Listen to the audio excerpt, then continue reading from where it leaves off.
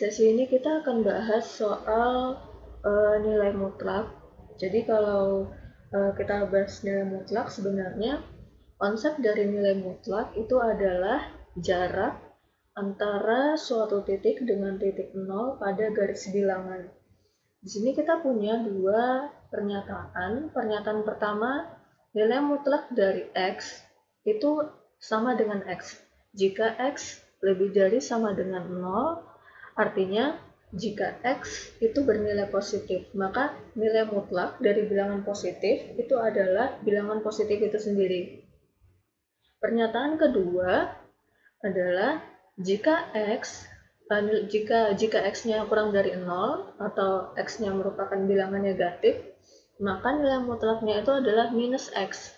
Sehingga nanti kalau X-nya negatif, minus ketemu minus, nanti akan jadi positif. Jadi nilai mutlak itu sifatnya selalu positif. Kita coba lihat di sini ada contoh. Kita ambil contoh nilai mutlak dari 4, artinya jarak antara 4 dengan titik 0 itu.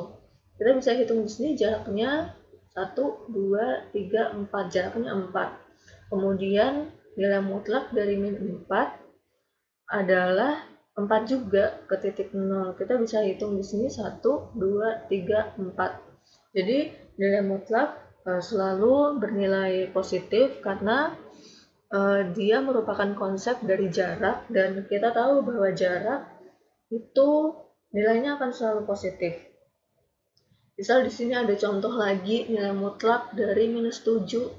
Maka kalau berdasarkan pernyataan ini, maka nanti penyelesaiannya adalah min 7 sama dengan 7. Ada beberapa sifat-sifat nilai mutlak di sini, nanti bisa dicek. Kita akan coba lihat nilai mutlak lebih jauh. Kalau misalkan nilai mutlak dari X kurang dari 3, maka nanti di garis bilangan akan seperti apa?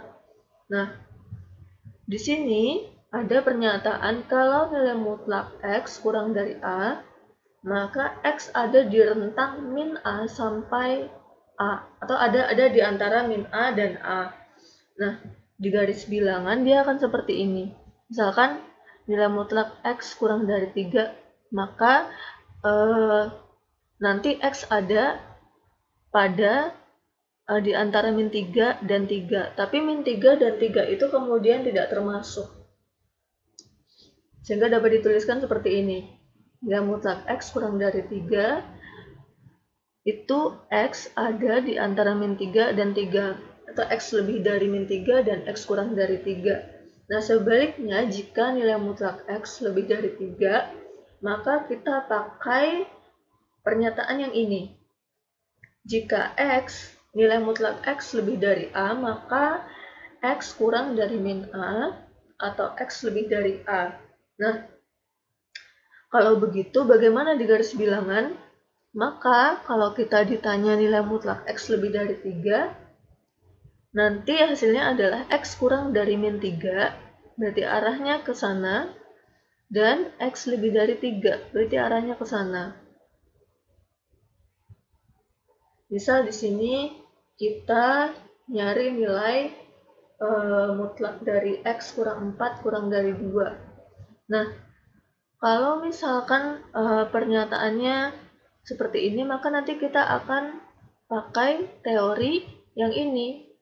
Karena yang ditanyakan adalah nilai mutlak yang kurang dari A. Di sini soal kita adalah nilai mutlak X kurang 4 kurang dari 2. Maka nanti berdasarkan pernyataan ini, kita akan punya X kurang dari 4 itu lebih dari min 2, dan X kurang 4 itu kurang dari 2. Sehingga nanti min 4-nya kita geser ke ruas kiri maupun ke ruas kanan. Ketika min 4 kita geser ke ruas sebelah sini, maka nanti kita akan punya min 2 plus 4. Dan jika min 4 kita geser ke sebelah sini, ke ruas kanan, kita akan punya 2 plus 4.